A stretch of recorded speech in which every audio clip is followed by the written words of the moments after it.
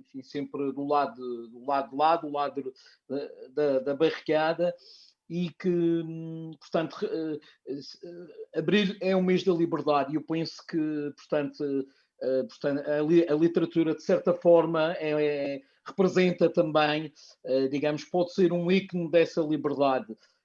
E, portanto, acho que foi uma escolha feliz pela nossa parte esta de convidar portanto, o escritor António Loja. Mas para apresentar o escritor, eu passo desde já à Cláudia Cários, portanto, que é jornalista e hoje, enfim, terá o prazer de moderar esta sessão. Cláudia, a palavra é tua, então. Olá, boa tarde a todos. Desde já agradeço o simpático convite do Valdemar de me lançar este desafio. Estou muito honrada por isso e passo então a apresentar o Dr. António Loja.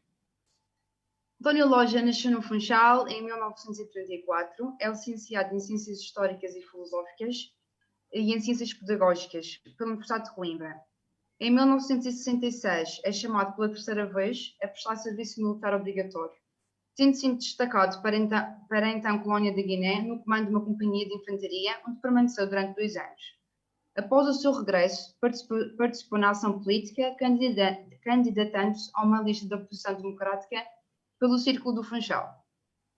Foi nomeado presidente da Comissão Administrativa da Junta Geral do Funchal após o 25 de abril de 74, cargo do qual se demitiu em 1975, na perspectiva de uma nomeação baseada nos resultados eleitorais. Foi deputado à Assembleia da República entre 1976 e 1979 e à Assembleia Regional da Madeira entre 1980 e 1984. Foi professor do ensino secundário entre 1982 e 2000, data em que se aposentou com interrupções decorrentes do exercício de cargos políticos. Editou e dirigiu a publicação de 2 revistas, Atlântico e Arquipéligo. Publicou 2 obras de investigação histórica, A Luta do Poder contra a Maçonaria e A Crónica de uma Revolução, A Madeira na Revolução Liberal. Tem um livro que se chama As Ausências de Deus, no Labirinto da Guerra Colonial. Perguntava-lhe, António, quando é que descobriu a sua vontade por escrever? Bem, já que menciona a minha necessidade que sinto de exprimir para ideias que às vezes estão guardadas dentro de nós e não têm oportunidade de revelar-se a outras pessoas que por esse processo de revelação terão alargado o seu âmbito de crítica, de apreciação ou não apreciação, isto é, a visão do leitor perante alguém que escreve, alguém que pretende exprimir um conjunto de ideias, e isso depende daquilo que nos acontece na vida. E a mim o que me aconteceu é que eu, quando começaram a surgir problemas nas antigas colónias, não havia da parte do governo português de então, Salazar, Marcelo Caetano, não havia da parte deles qualquer objetivo claro de recusar aquilo que tínhamos feito durante gerações e gerações sucessivas em relação a esses povos que nós, deixem-me dizer com sinceridade, que nós abusivamente colocámos sob o nosso domínio e tentámos converter àquilo que seriam as ideias comuns dos portugueses. Isto é, aos portugueses teria sido concedida uma possibilidade de ensinar, civilizar povos atrasados e que necessitavam de um reconhecimento do país dominante, e achavam os nossos governantes que o simples facto de isso ter caído nas nossas mãos, no nosso domínio, nos dava um poder absoluto sobre esses povos, sem nós perguntarmos a esses mesmos povos se queriam ou se não queriam a nossa presença na relação colonizador-colonizado. Eu fiz, como toda a gente, o meu serviço militar.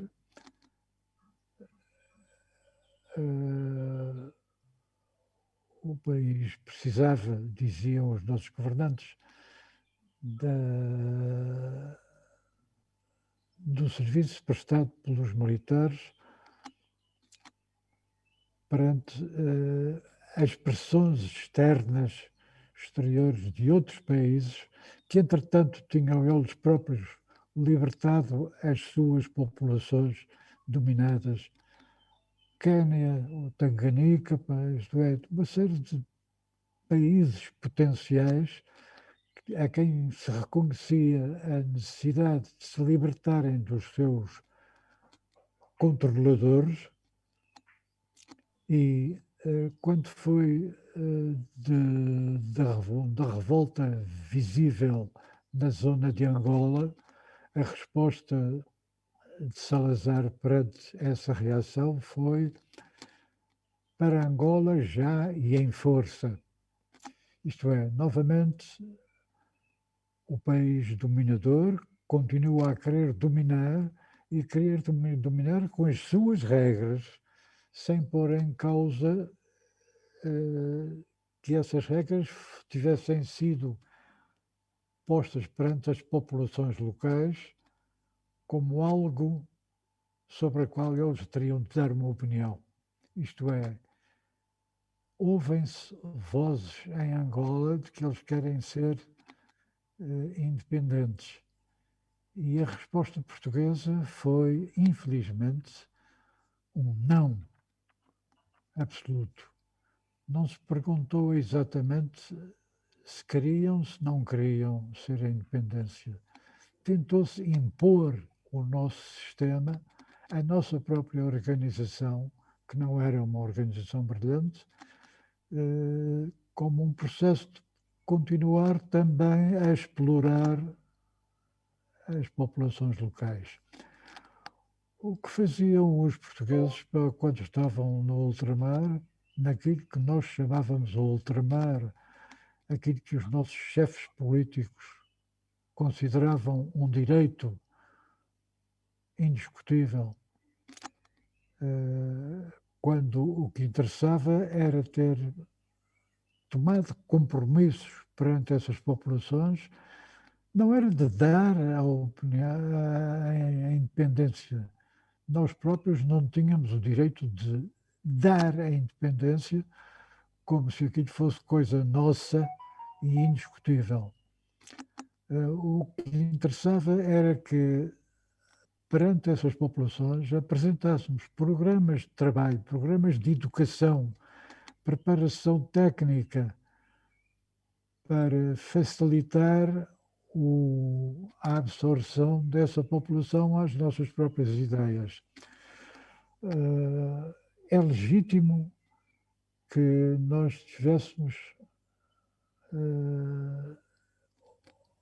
obrigação de aceitar as reivindicações dessas populações perante a mudança do mundo, a mudança que se verificava em toda, sobretudo na África.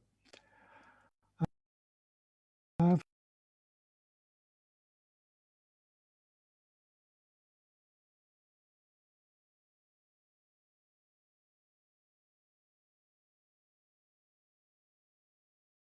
África apresenta-se a nós como uma zona a ser explorada, a ser moldada aos nossos interesses dos nossos comerciantes, interesses das nossas indústrias, que queriam explorar as matérias-primas que lá estavam e nunca perguntámos qual a opinião que seria a dos povos. Então, é com alguma, ou com muita revolta, que um homem humanista vê este abuso de poder perante um povo. Desculpa, não percebi. Estava a perguntar-lhe se é com revolta que uma pessoa humanista vê este abuso de poder de um povo sobre o outro.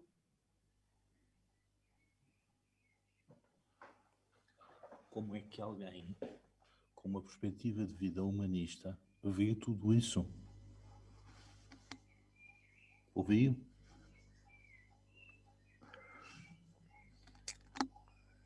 Eu sempre tive a convicção que as pessoas eram chamadas ao serviço militar para estarem ao serviço da nação no seu todo. Só que a nação no seu todo apresentava-se às populações das diferentes áreas, Guiné, Angola, Moçambique, sobretudo estas, que eram as mais visíveis, quer no mapa, quer no potencial de desenvolvimento que poderiam ter e que não tinham, porque nós não estávamos,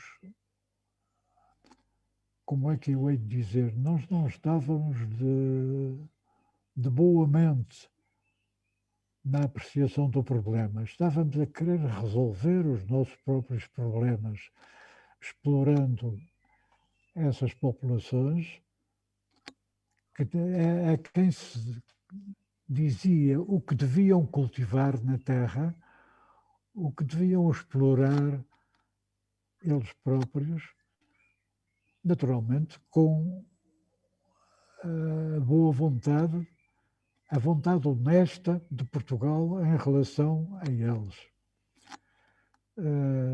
Eu recordo-me que apareceu um homem que começou por ser governador da província de São Paulo, no Brasil, e que acabou tendo um poder político enorme, o Dr. Jânio Quadros. Jânio Quadros apareceu com uma ideia: os portugueses não devem considerar-se proprietários destes territórios, os portugueses têm a obrigação a responsabilidade moral de desenvolver estas populações, levar um sistema, arranjar sistemas escolares adequados ao seu grau de desenvolvimento e levando-os a um grau de desenvolvimento maior. Jânio Quadros dizia: fala-se de países de língua portuguesa, mas será que os habitantes desses territórios falam português? Não falavam português, falavam umas línguas mescladas com os antigos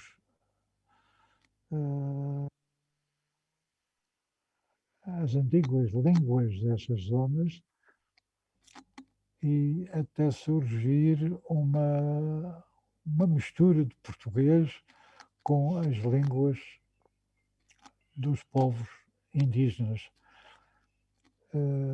E assim fui levado a fazer uma apreciação, porque fui chamado para o exército uma vez, duas vezes, três vezes, e de cada vez que eu aumentava um posto pelo serviço prestado ao exército,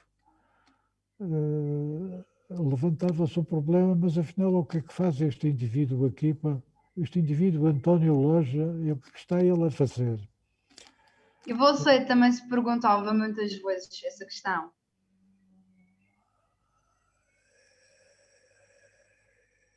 Eu perguntava a mim mesmo Sim. Se havia algum propósito. Naquilo tudo. E encontrei na sugestão dada pelo Jânio Quadros do Brasil a ideia de uma multiplicidade de países com uma tradição de ligação a esses territórios e a essas populações, que eu recordo-me de um homem que encontrei na Guiné, que era o chefe religioso maometano, e que lhe dizia que o pai dele nunca lhe tinha ensinado a falar português, porque também não falava português. E qual deveria ser a atitude dos portugueses? Dizia ele que é diferente estar dominado por portugueses ou dominado por franceses. O que ele dizia é que os franceses querem continuar a dominar as suas antigas colónias, a Argélia, o Mali, a Guiné, querem continuar a dominar através dessa ligação tradicional, dessa ligação abusiva que nós tínhamos feito a essas populações, e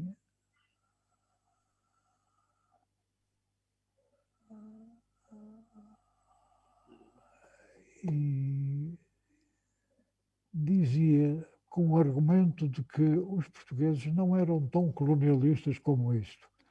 Este chefe religioso dizia que o pai dizia que viver com francês é como viver ao sol, e viver com português é como viver à sombra da palmeira. Isto era a maneira do indígena falar do diferente domínio que os países europeus aplicavam às populações. Isto é, havia talvez uma atitude diferente. Eu conheci um homem que era engenheiro e tinha estado no Congo belga. A Bélgica tinha uma tradição ainda mais recente de colonialismo do que Portugal. Mas ele dizia-me que tinha chegado um dia ao Congo belga e tinha entrado num táxi para encontrar-se com pessoas que estavam ligadas à construção de barragens, e quando quis pagar o táxi, virou-se para o taxista e perguntou quanto é que tenho de pagar. E o taxista olhou para ele, para trás, que vinha sentado na parte de trás do táxi, e disse: você não é francês. Eles estavam a falar francês, no Congo belga falava-se obrigatoriamente a língua do país dominador. E ele diz: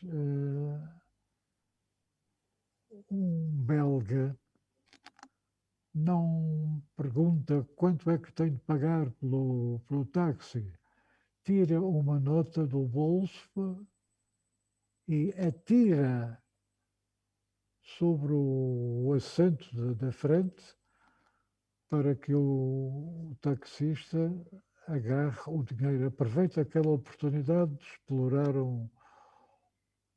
um taxista da zona. Isto é, mesmo na relação humana, um português pegava numa nota, talvez da mesma maneira, mas entregava na mão do indivíduo que tinha prestado um serviço. Ao passo que o belga não tinha esta abertura de espírito. Forçava, em certa medida, para o nativo do Congo belga a receber aquilo que ele, belga, achava que era legítimo que custasse. Isto é, o cliente não pergunta quanto é que deve.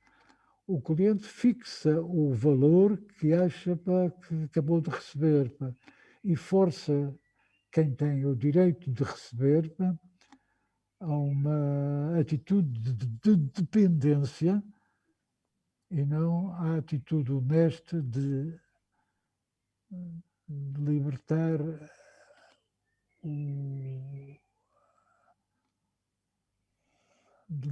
aquele que presta o serviço, de dizer em liberdade quanto é que deve cobrar por ele. Isto é, há uma diferença aqui entre ser-se colonialista português e ser colonialista bélgica. Este chefe religioso, dizia-me que o pai lhe falava exatamente: viver com um francês é como viver ao sol e viver com um português é como viver à sombra da palmeira. Isto é, ele pretendia dar um ambiente diferente na relação. Isto é, nós seríamos colonialistas, mas não seríamos assim tão maus como isso. Isto era o que me dizia um chefe religioso da Guiné. E o António, o que é que acha? Como? E o António, o que é que acha em relação à postura portuguesa e belga? Concorda com essa afirmação? Não percebi bem a sua pergunta.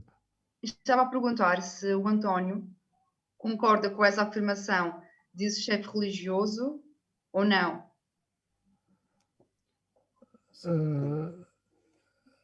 Eu admito que nós não éramos tão maus como os belgas, sobretudo os belgas, que tinham se tornado donos do Congo belga, pagando em dinheiro a opinião dos nativos do Congo para dizerem coisas a favor da presença dos belgas. Isto é, há qualquer diferença, mas essa diferença só seria legítima e honesta se nós tivéssemos feito um esforço real para desenvolver as populações locais no sentido da independência, talvez aquilo que eles achassem mais conveniente para o seu próprio desenvolvimento. Eu que fui chamado repetidas vezes, chamaram-me como aspirante e dispensaram os meus serviços 2 anos depois, promovendo-me a alferes. Depois de eu estar alguns dias, às vezes foram alguns dias em casa, voltavam a chamar com uma nova intimação para prestar serviço obrigatório como alferes. E depois de estar 8 ou 9 meses a prestar esse serviço como alferes, eu era mandado para casa. Isto é, eu fazia-me pensar na relação de trabalho que eu deveria ter ou não perante estas chamadas ao serviço. Eu tinha a sensação de ser uma empregada doméstica que se chama quando é preciso e que se dispensa quando se pode dispensar, para não constituir um encargo. A verdade é esta. Eu fui mandado durante chamadas sucessivas e, para minha grande surpresa, há meses eu pedi uma contagem do meu serviço militar e disse sinceramente a quem recebeu o meu pedido de contagem, que me perguntou, mas quanto tempo é que tem? Eu disse, tenho pelo menos 5 anos. Não eram 5 anos, eram 6 anos, 3 meses e 16 dias, contado honestamente pelo Exército. Este abuso que tinham cometido em relação à minha liberdade de aceitar ou não o encargo de comandar uma companhia de atiradores para ir para a Guiné, que não correspondia a um esforço real também da nossa parte. Porque se nós queríamos contactar com populações a quem nunca ensinámos português, deveríamos ter, pelo menos, ensinado uma língua de entendimento com eles. Isto é, eu deveria ter sido educado em cursos breves para entrar em contacto com estas populações, para treinar os meus soldados, porque eu fui chamado repetidas vezes, e da última vez que chamei foi para fazer um curso de comandantes de companhia, capitão. E como capitão fui chamado a comandar 180 homens para continuar o tal domínio que o Salazar e o Marcelo Caetano pretendiam.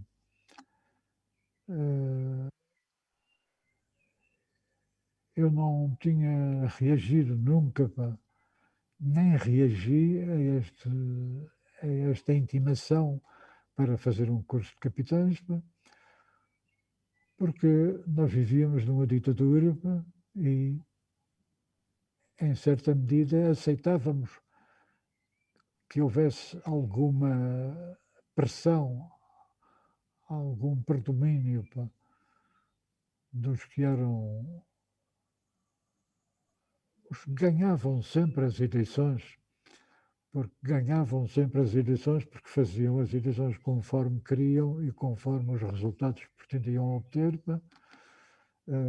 mas a verdade é que eu fui levado pela sugestão do Jânio Quadros, brasileiro, para nós formarmos qualquer coisa como tinha acontecido com a Inglaterra. A Inglaterra foi libertando colónias, mas cada uma das colónias libertadas era um país independente, que fazia parte de um conjunto político que se apresentava ao mundo como, falando inglês, como propondo soluções para os problemas desses países em colaboração com o antigo país dominador, e era uma situação, digamos, uma situação de relação entre dominador e dominado mais clara, mais evidente do que a nossa, que não perguntava nada a ninguém, nem como devia ser, e que não reagiu à proposta de fazer uma comunidade de países de língua portuguesa, que só mais tarde, quando a situação já estava perdida, foi ressuscitada de uma maneira ineficaz, porque nós temos uma relação de países de língua portuguesa que não é uma relação de países de língua portuguesa, simplesmente porque esses povos nunca aprenderam a falar português. Isto é, nem esse gesto, essa dádiva, nós fizemos de uma maneira honesta. Isto é, o gesto de honestidade teria sido perguntar o que é que pensam estes povos desta decisão de ensinar agora português, sem que parecesse um truque manhoso de entrar através da língua portuguesa numa relação que continuaria a ser de domínio. Numa relação, por exemplo, com esse chefe religioso, que era maometano, que pretendia também levar através da aceitação da religião maometana em zonas dominadas por Portugal, e que pretendia também, a pretexto da religião, abrir o caminho ao domínio de uma zona com uma população que fosse atraída ao domínio português, porque nós damos direito de religião, o direito de terem a religião que quiserem, ora, por favor. Nós escolhemos exatamente como domínio da língua portuguesa e da religião católica, que nos conduz a uma consequência evidente. Isto é, vem agora o colonizador propor-nos que aceitemos a religião deles e a língua deles.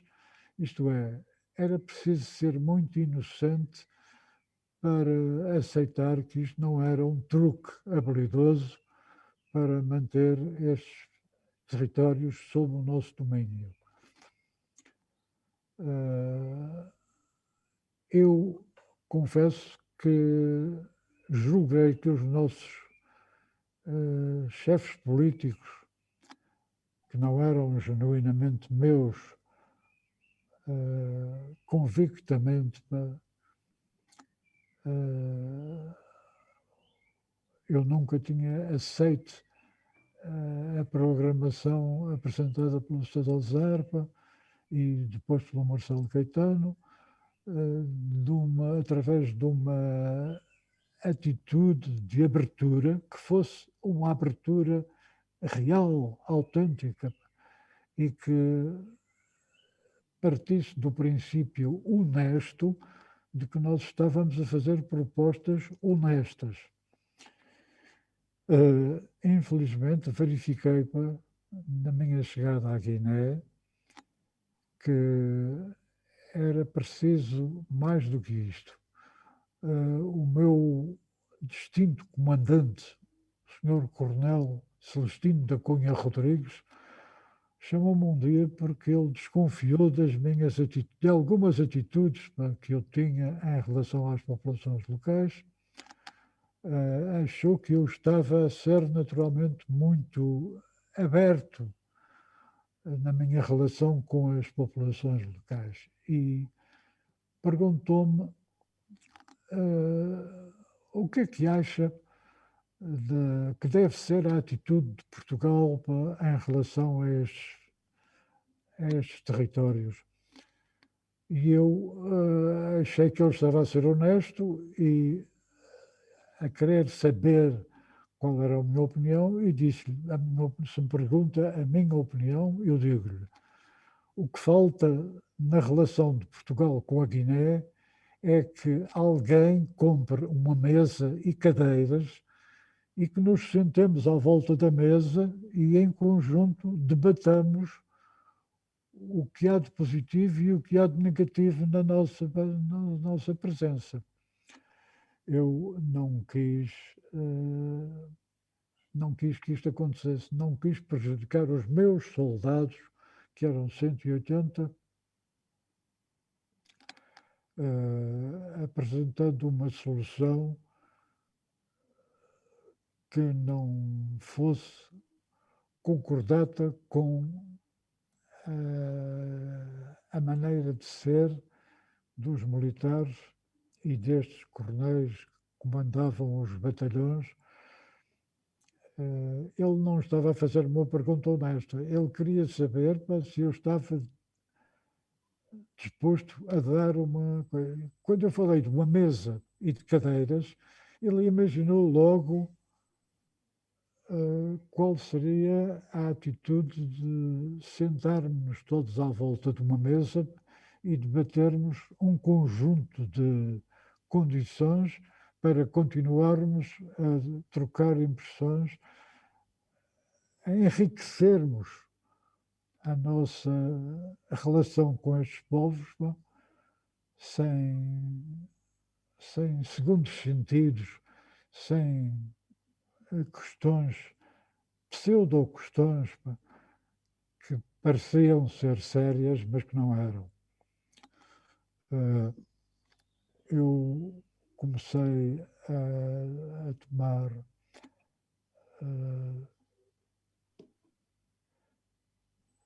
comecei a receber do meu do comando-chefe da Guiné, planos de operações para recuperar zonas da Guiné que não recebiam já nenhum contacto do exército há anos.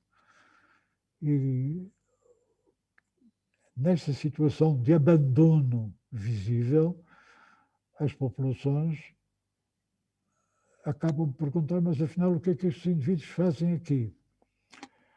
Eu tomei a peito libertar algumas pessoas da semi-escravatura em que estavam. A situação das mulheres foi uma preocupação que tive,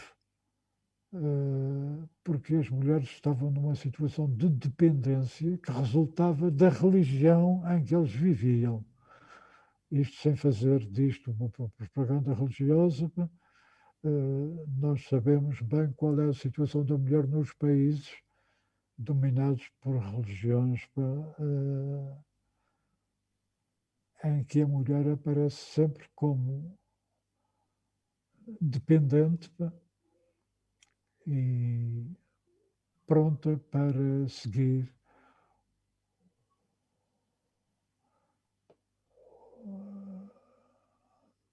a opinião do marido. Primeiro,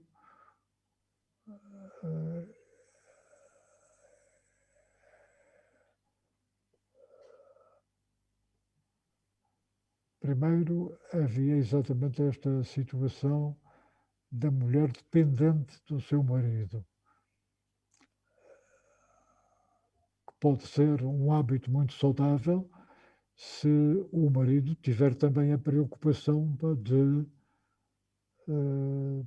questionar a sua mulher acerca da maneira de organizar a vida na tribo, a vida nas famílias do mesmo ramo, etc. Mas isto não se fazia. O que o comandante queria era saber o que eu andava a tramar para dar a independência aos... Fazendo determinadas perguntas, eu estaria a querer a mostrar que estava aberto à ideia de uma independência e para já, quando a minha opinião nunca foi tão fácil como isso. Eu acho que não se pode perguntar a pessoas que nunca tiveram a oportunidade de ler se é importante ou não que exprimam as suas opiniões e que se habituem a trocar impressões livres sobre a maneira de organizar a vida das famílias, a vida das tribos. Para vos dar uma ideia do que é este atraso, a Guiné tinha 24 raças diferentes que não falavam a língua uns dos outros e que eram dominadas por este sistema que também tinha como vantagem, ou julgava ter como vantagem,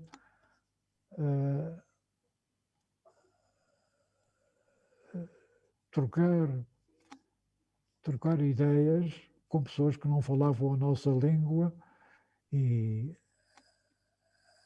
apostar na continuidade desta situação, porque as pessoas eram presentes e estavam na disposição de não exigir a sua liberdade, porque não sabiam exatamente para que lhes serviria a liberdade.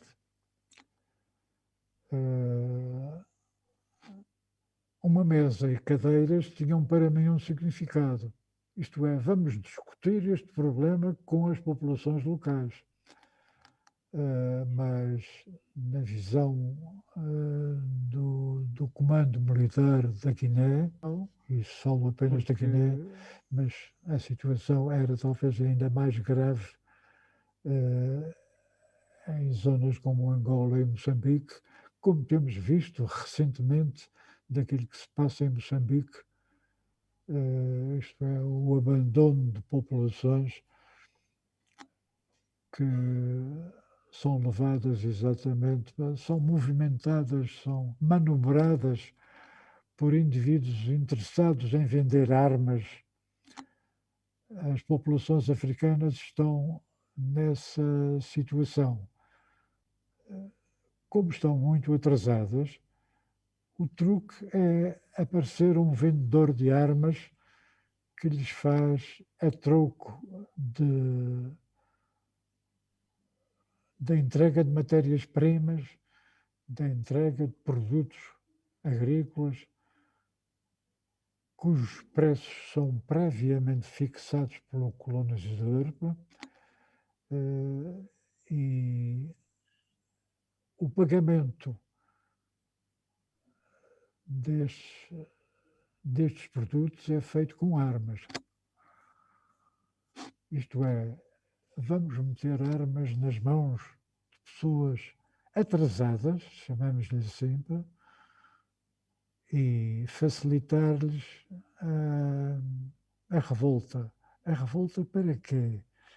É preciso esclarecermos exatamente aquilo que foi negado durante gerações e gerações sucessivas de nativos e de colonizadores, e fazer com que esta situação de bom grado e com uma honesta atitude, vamos abrir escolas, vamos levar os nossos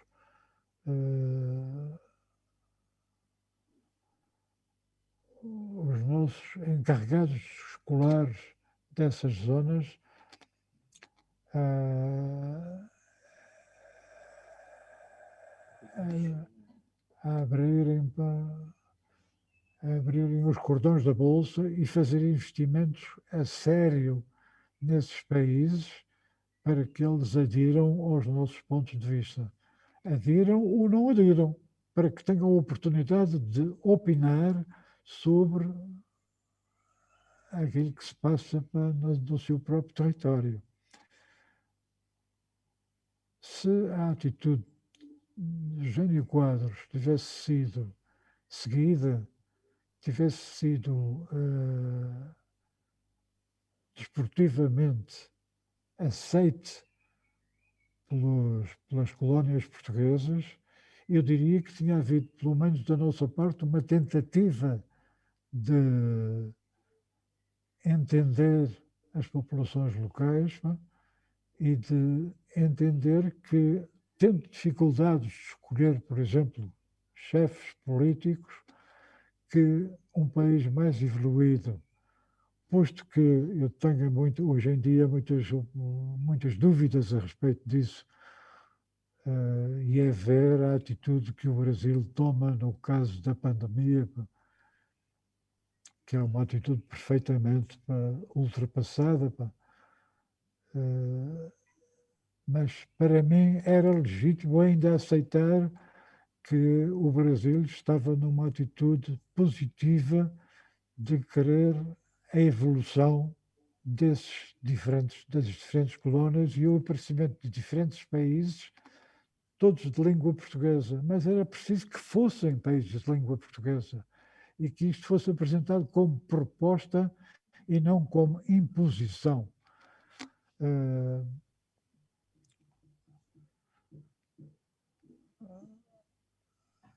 Eu comecei a notar coisas que aconteciam, por exemplo, em Bissau havia um cinema e havia bancos de madeira e assentos mais confortáveis para europeus. Isso apercebi-me eu numa altura em que fui a Bissau e os meus soldados que lá estavam no hospital queriam ir ao cinema e queriam saber quanto é que custava. E eu disse-lhes o preço que custavam as cadeiras confortáveis e o preço que custavam os bancos de madeira correios que se ponham lá. A resposta que me foi dada pelos militares do quadro permanente, que eram meus superiores hierárquicos, é que se estava a facilitar a vida dos nossos soldados, dando-lhes bancos vulgares, porque eles não precisavam de estar bem instalados para ver um cinema capaz. Quem ia ao cinema antes de eu ter posto esta questão no comando militar da Guiné, foi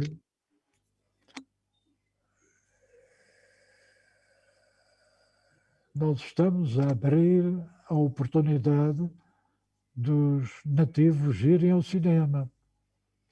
Ficam naqueles bancos vulgares, veem um filme e achavam eles que num cinema que era de má qualidade, isso seria suficiente para manter os nativos entusiasmados a ver branco, a fingir isto e aquilo, de uma arte que era conversa de branco.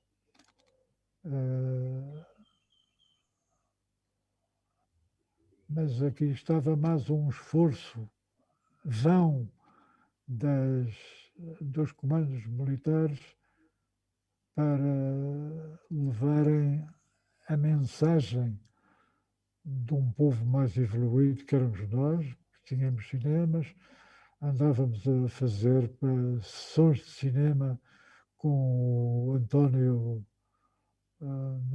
Silva e uma série de indivíduos que falavam português, mas com um cinema tão primitivo que a gravação dos filmes era de má qualidade e não se entendia o que diziam. Isso, aliás, é visível quando vocês veem, por exemplo, nos cinemas, do cinema que se projeta de filmes antigos portugueses, não se entende metade do que eles dizem, porque a má qualidade da gravação leva a que as pessoas desliguem também do cinema português cinema dito português, pá, e pensem como é que isto funcionaria se efetivamente o cinema português fosse um cinema audível, isto é, que ajudasse essas populações, pá, a entender aquilo que eles falam, que os atores dizem, etc. Mas, infelizmente, o que se passava é que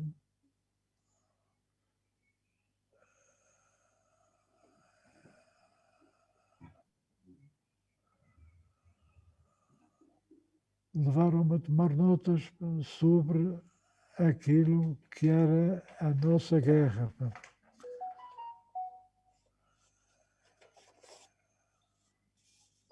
Eu perguntava-lhe, António, se começou a ser agnóstico a partir do momento em que foi para a guerra ou se antes disso já se considerava agnóstico. Eu sempre me considerei agnóstico desde que tive 2. Mas depois de ter experimentado a ser agnóstico, entendi que eu estava a ser covarde. Isto é, eu não tinha a coragem de dizer Deus não existe. Não quero, de maneira nenhuma, fazer disto uma sessão de propaganda religiosa ou a religiosa. Não há interesse nenhum em que as pessoas tenham uma religião ou não tenham uma religião, isso não me faz diferença nenhuma. Se eu senti a necessidade de esclarecer as pessoas sobre aquilo que eu penso religiosamente, eu resumo, acho que as pessoas podem começar por ser agnósticas, experimentar o que é viver sem Deus e, entretanto, também se esclarecerem a si próprias e terem uma visão diferente. Eu lancei recentemente um livro chamado Histórias Heréticas,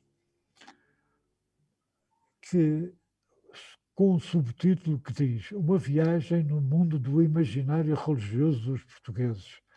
Isto é, eu vou percorrer a história portuguesa e descobrir que as pessoas têm acerca da religião uma atitude de fantasia. As pessoas morrem, foram ateus a vida inteira, mas o que acontece é que nas participações que fazem nos jornais, por exemplo, dizem confortado com os sacramentos da Santa Madre Igreja. Confortado com os sacramentos da Santa Madre Igreja. Este indivíduo que me disse a vida inteira que era ateu, agora está subitamente confortado com os sacramentos da Santa Madre Igreja. Como é possível isto?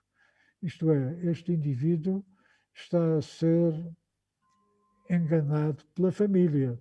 É a família que não quer que ele apareça como desconhecedor de Deus, porque não é prestigiante para a família, mas para ser prestigiante para a família, põe aquele confortado com os mandamentos da lei de Deus.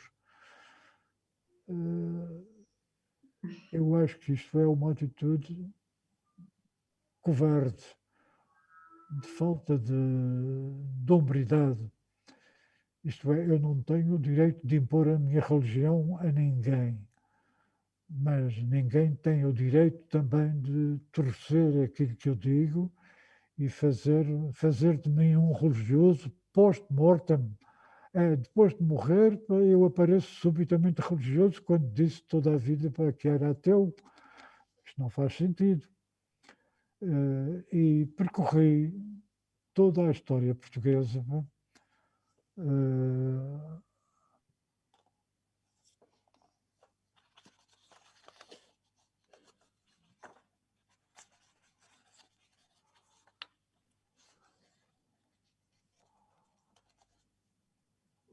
São Tiago e São Jorge. São Jorge foi já excluído por este Papa da lista dos santos.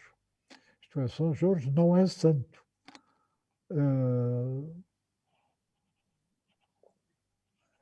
Só posso lamentar que as pessoas que vivem em São Jorge se sintam, digamos, filha de freguesia incógnita.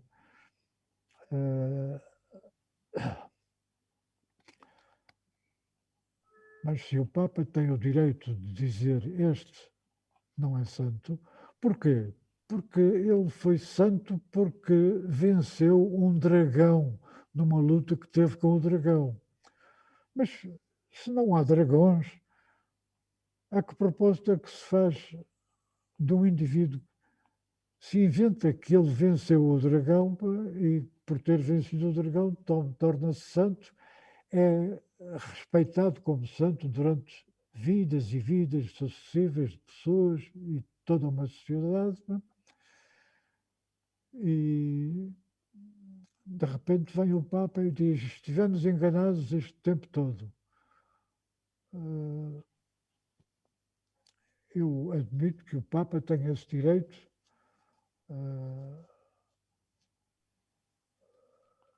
mas tenho o direito de perguntar então se outros santos que são venerados na Santa Madre Igreja também não serão o produto de um engano. E que esse engano vai ser corrigido e aquele santo que eu venerei a vida inteira como tal, afinal, foi uma história que me contaram e que eu aceitei porque quis aceitar, não porque seja verdade. Perguntar-me-ão, mas vives bem sem Deus? Eu creio que as pessoas se desconhecem umas às outras pela sinceridade com que põem os seus problemas ou a sua falta de problemas e não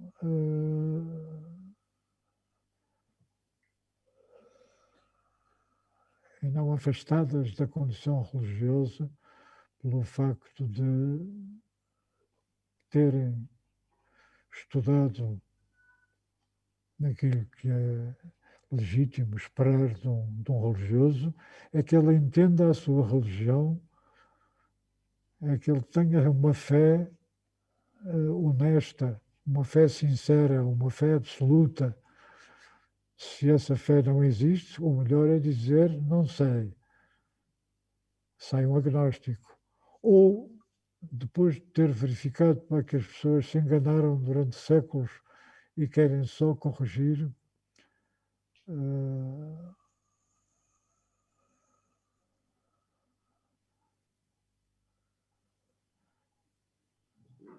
terão de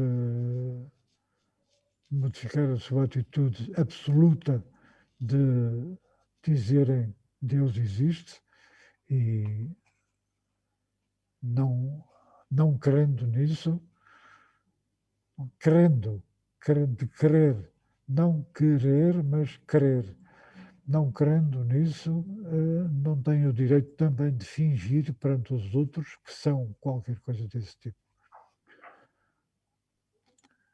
António, vou só perguntar aqui se alguém quer fazer alguma intervenção, alguma pergunta. Desculpa? Vou só aqui perguntar se alguém aqui na conversa quer fazer alguma intervenção ou alguma pergunta ao António. Bem, eu queria fazer uma pergunta ao António. Portanto, das suas palavras, digamos, as suas palavras, Dr. António, levam-nos a concluir ou demonstram-nos de alguma forma que o António era um homem muito à frente no seu tempo, seja pelos seus ideais democráticos, pela forma como nos transmite o que é a liberdade, seja pela forma como vê a igualdade de género, ou seja, a cumplicidade e o respeito que o António demonstra pelas mulheres. Sente-se realmente um homem, digamos, à frente no seu tempo? Eu não quero andar à frente dos outros no meu tempo. Acho que isso é uma ambição bem enorme que oxalá cada um de nós fosse capaz de resolver. Eu não posso admitir que as mulheres deste país tenham sido relegadas para um plano secundário, porque os seus maridos é que davam opiniões, elas também, talvez por covardia ou com medo de levar um enxerto de pancada, porque infelizmente muitos maridos resolvem os seus problemas com uma sessão de pancada, e é ver o número de pessoas mortas que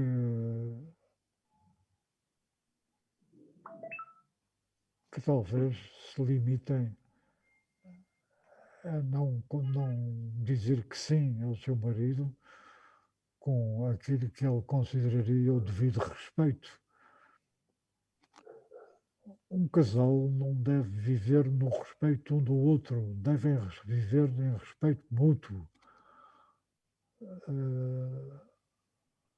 Eu também não quero ser conselheiro matrimonial, só me faltava para um emprego desses, que fosse contado como na tropa 6 anos, 3 meses e 16 dias.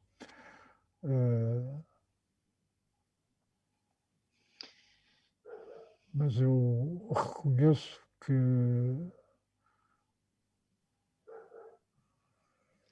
eu acredito que o António, digamos, para se calhar, enfim, no início da sua vida, com essas ideias, ainda às tantas era acusado de ser feminista. acabar por ser. Acusado de ser feminista. Ouvia? Não percebi. Se não, em alguma fase da sua vida, não foi acusado de ser feminista. Feminista? Sim. Não, nunca fui acusado de ser feminista. Talvez não achassem necessário e entenderem para que a minha atitude perante as mulheres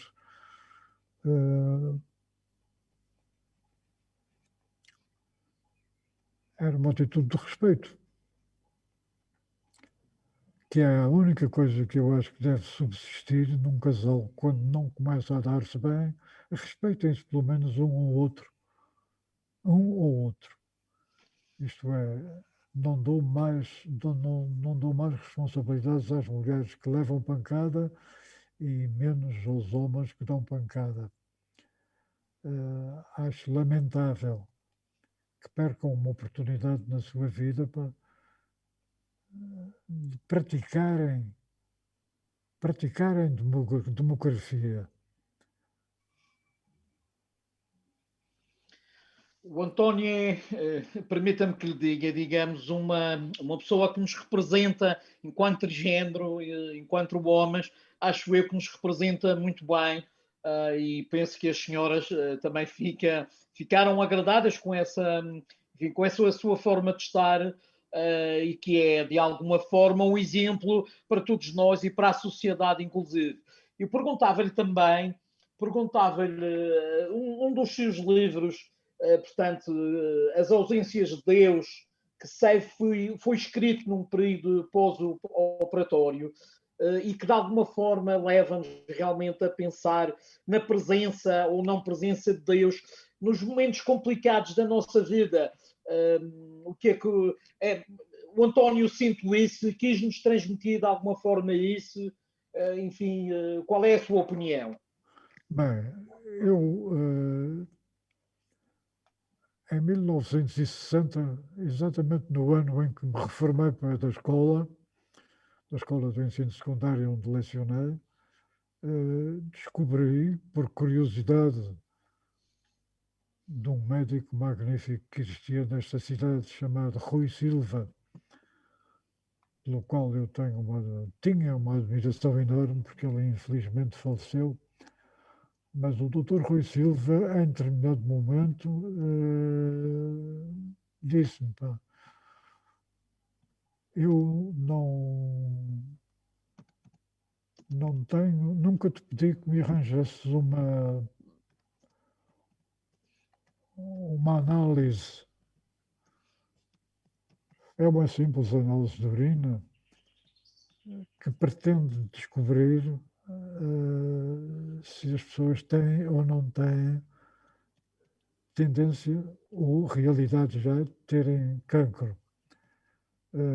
Eu comecei a fazer anualmente, ele disse, anualmente passas a trazer uma dessas análises, eu olho para a análise, sim senhor, e digo, não é preciso fazer nada, está tudo bem, a análise denuncia a presença de cancro da próstata.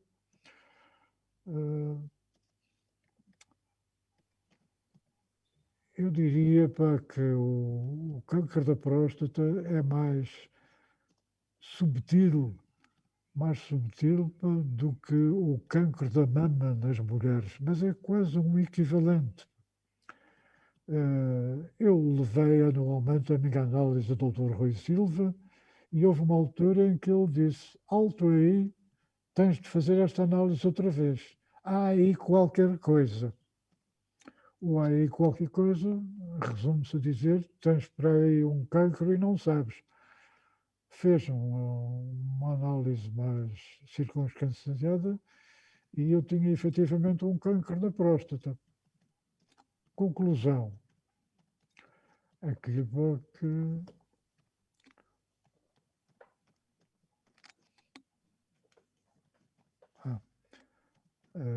conclusão. Fiz aquilo que faz qualquer pessoa racional. O Dr. Rui Silva indicou-me um hospital onde me poderiam fazer a operação e, por acaso, eu era muito amigo de um indivíduo que esteve comigo na Guiné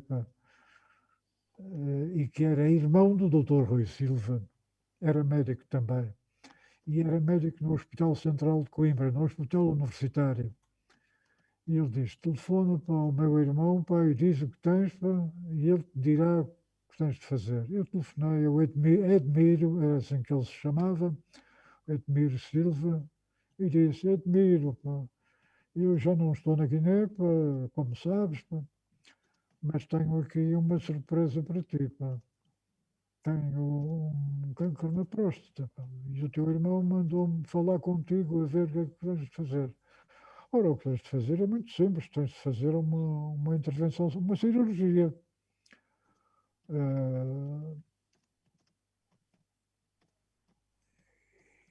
E eu fiz a cirurgia e depois da cirurgia fiz radioterapia e tudo está resolvido, não tive problemas. Depois uns anos depois fizeram uma análise dos tecidos à volta da próstata a ver se tinha algum problema de contacto. E não tinha nada, e tenho vivido sem necessidade de ser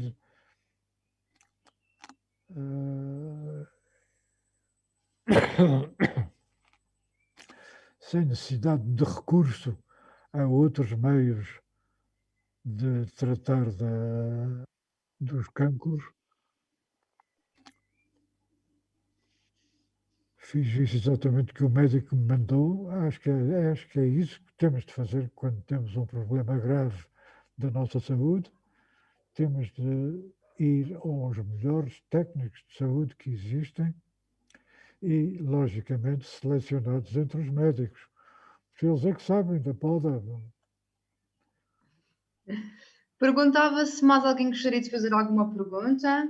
Susana, gostaria de fazer alguma intervenção, alguma pergunta?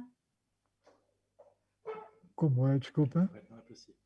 Tem que ligar o microfone, Susana. Tem o microfone desativado. Pois é, perdão. Não. Estou a achar muito interessante, mas eu, como infelizmente não consegui acompanhar desde o início, ainda estou um pouco a situar-me. Mas tenho muito gosto em estar aqui e ouvir o Dr. António Loja, que é uma pessoa que eu há muito tempo, por quem tenho admiração e pelo percurso. Já agora perguntava ao Dr. António Loja o que é hoje, o que é que mais o motiva a continuar? O que é que mais o diverte fazer hoje? Desculpe, O que é que mais o diverte? O que é que o motiva a continuar?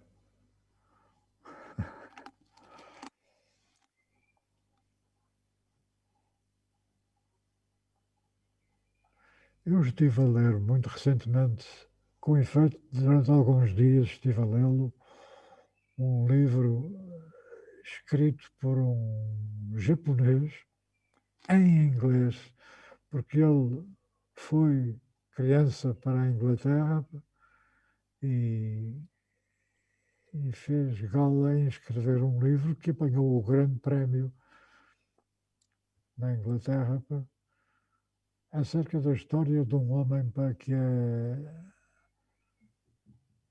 é chefe de pessoal de uma casa nobre na Inglaterra e escreveu um livro admirável.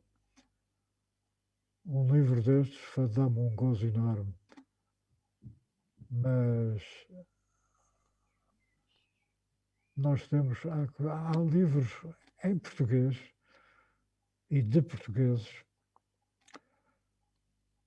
que eu continuo a reler e reler com o mesmo gozo com que li pela primeira vez. Eu sei que exagero, por vezes, no prazer que me dá a leitura de um livro, mas nós fomos obrigados, ou vocês foram obrigados, talvez, a ler nas aulas de português do secundário, os Maias, do Eça de Queiroz. É possível que vos tivesse parecido de um livro muito chato. Delicioso! Sim. É o livro mais notável que eu conheço. Sabe, eu digo dos Maias aquilo que ninguém diz da coisa mais preciosa que tem nas suas mãos. Eu leio os Maias pela segunda, terceira, quarta vez com o gozo, o prazer que me dá cada página, cada linha do livro, a subtileza, a inteligência daquele homem, são realmente coisas notáveis que eu não quero pôr de parte. Quando diz que prazer sente, eu sinto prazer num novo livro, mas sinto prazer em reler um livro que já me deu prazer há 30, 40 anos e que continua a dar o mesmo prazer hoje em dia. E o Eça de Queiroz tem coisas admiráveis. A Ilustre Casa de Ramires é um livro admirável. E o António tem o hábito, por exemplo, de escrever diariamente. A escrita também é para si uma coisa que o motiva. Desculpa. Se a escrita, hoje em dia, lhe dá o mesmo prazer do que a leitura. Não há nenhum prazer que eu considere equivalente a ler. Ler um livro para mim continua a ser uma coisa maravilhosa, sabes?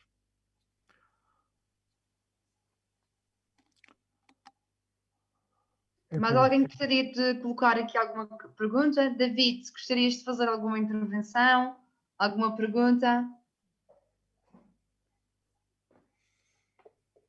Bom, eu realmente tenho andado a pensar, mas eu peço desculpa a toda a gente, mas ainda não cheguei a nenhuma pergunta.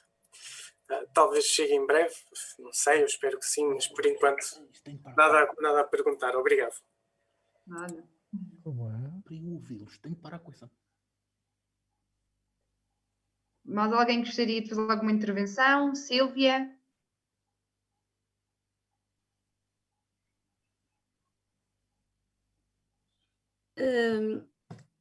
Boa tarde. Olá. Eu conheci, eu estava muito, como é que eu ia dizer, muito ansiosa por voltar a ver o Sr. Doutor António Loja. Eu andei na Francisco Franco, na altura em que ele era professor lá, e sei que eu conheci o filho e uma filha, mas não me lembro o nome da filha. Reconheço o nome do filho que está ali, Roberto. Penso que era o filho que se chamava Roberto. E tinha uma grande admiração pelo professor, pelo senhor professor António Loja, que por acaso não foi meu professor, mas eu sei que os alunos gostavam muito dele e que aprendiam muito com ele. E como eu sou também professora, acho que ele devia ficar feliz em saber que os alunos o admiravam muito. Era isso que eu queria dizer. Parabéns, senhor professor. Eu recordo que um dia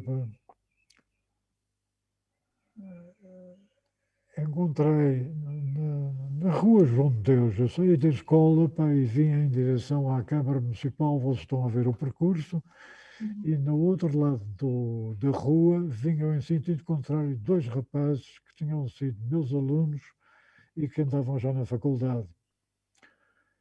E um deles disse-me: estávamos a falar de si, a que propósito?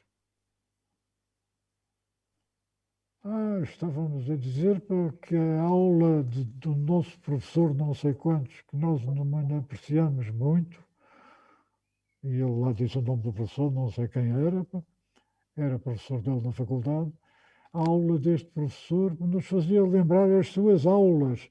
E eu senti-me glorificado, senti-me encantado com este piropo dito sem necessidade, porque eles já não precisavam sequer de pôr manteiga no professor. Exato. Eu lembro-me do andar ligeiro e rápido ao entrar na escola. Lembro-me de si.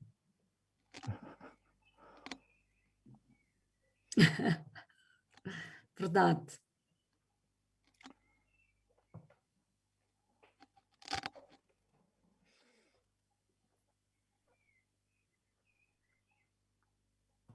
Obrigada, Silvia, pela sua intervenção. Obrigada. Calorosa. Obrigada. Obrigada. Mas alguém desejaria fazer alguma questão, alguma intervenção, algum comentário?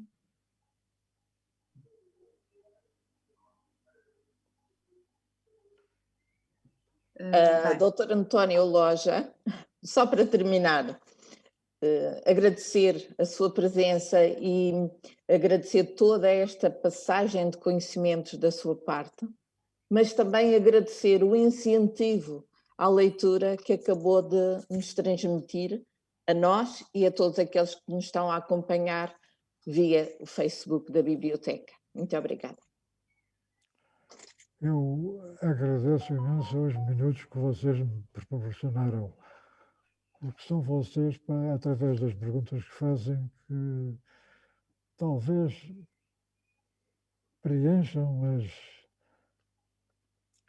as coisas menos conseguidas que eu consegui como professor.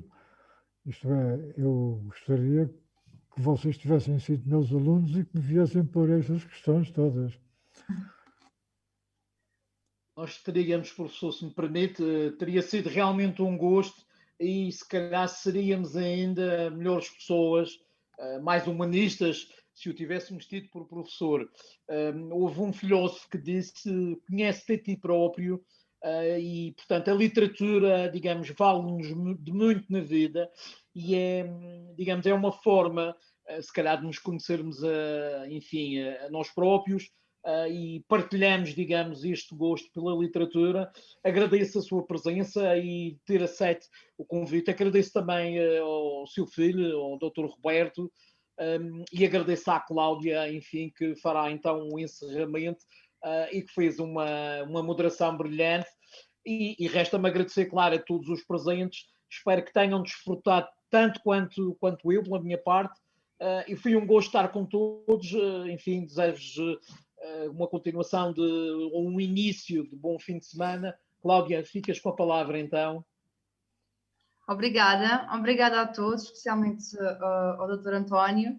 Isto foi hoje uma grande responsabilidade estar aqui quase frente a frente com alguém com tanto conhecimento. E agradeço também imenso ao seu filho Roberto por toda a simpatia que me mostrou desde o início. E a todos vós, espero que estejamos juntos em mais sessões em breve. Obrigada a todos. Obrigada, obrigada, boa tarde. Obrigada. Obrigado a vocês todos. Tchau, Obrigada.